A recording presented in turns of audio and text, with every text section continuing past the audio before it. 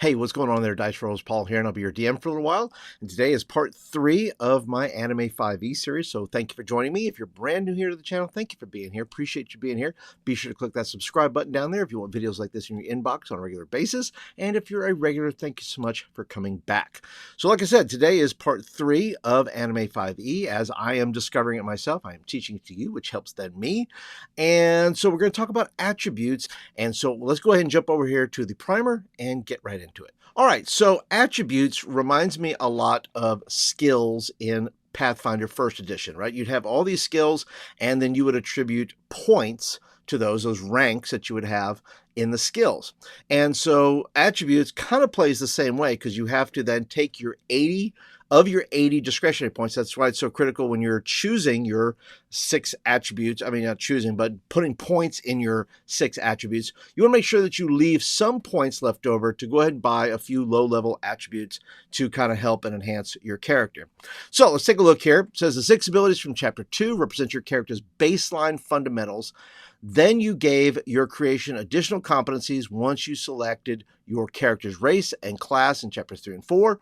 More specialized and diverse character aspects are known as attributes, which can represent innate talents, learned skills, magical evocations, psionic powers, supernatural elements, and more. You can also assign attributes to equipment, as seen on page 164, or entities known as companions, page 150, to create personal gear, artifacts, pets, and assistants.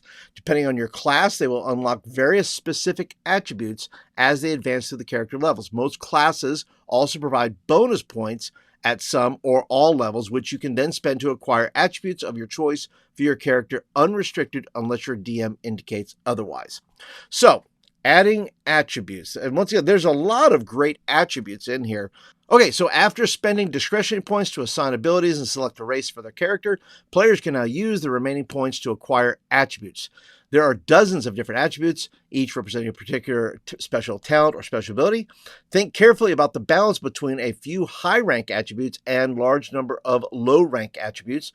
Some attributes have a fixed number of ranks. For example, ranks 1 through 4 for change state, ranks 1 through 8 for connected, or 1 through 10 for dynamic powers.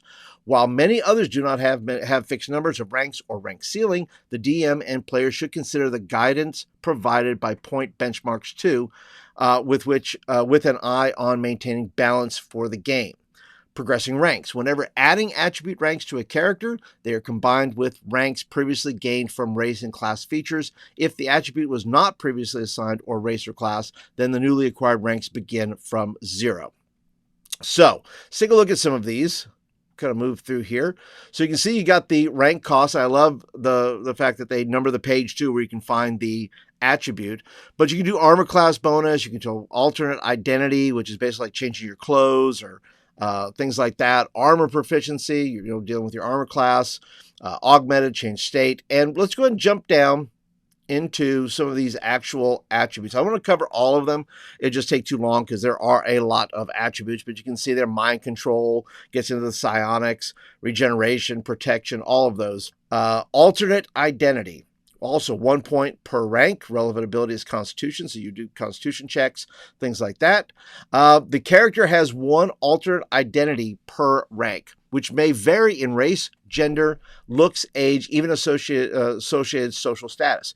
Each alternate identity will have a different physical description, but the character's other aspects, such as ability scores, racial traits, attributes, do not change. I think of this, and I think of like changing your skins in a video game. So basically, you could say, well, I'm going to be like an old woman, or I'm going to be like, if you're a sorcerer or a wizard, you're going to go ahead and change into a warrior or something like that. So I think it's just about changing your skins.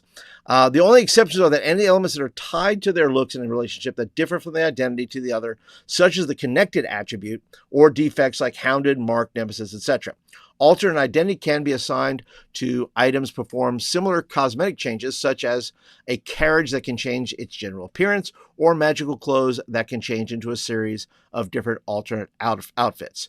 Characters who can quickly change into a wide variety of identities can instead assign the dynamic powers, which we're going to get into, lesser identities after page 154 at rank 2 for 10 points.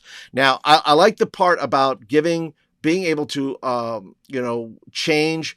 Let's say you're riding a horse, but you want to say, look, I want to make it look like I'm going to change the skin to a dinosaur, or I'm going to change the skin to a rabbit, or something strange like that. I just think that's kind of a fun little, perk there that you can have to change and create alternate things, not just on yourself, but on items and on your mounts and things of that nature.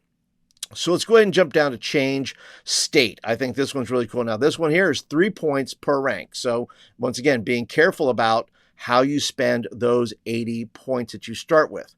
The character can change into different states of matter, liquid, gaseous, incorporeal, or energy for 1 minute or dramatic scene unless ended earlier. A character normally requires a full round to change between states.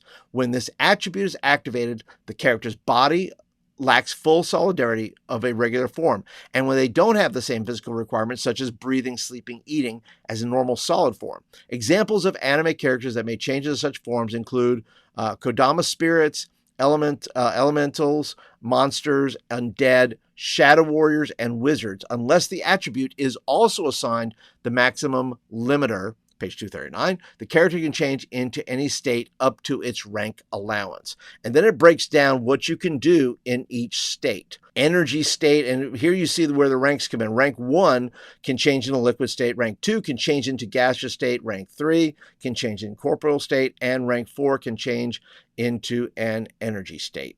So those are just a sample of some of the abilities that you can get. And in the next video, we're going to talk about defects and how they can lend to your stories. And that's it for today, guys. Thank you so much for being here. Be sure to click that thumbs up button. Let me know you like the video and you want more of them. And until the next time, talk to you later.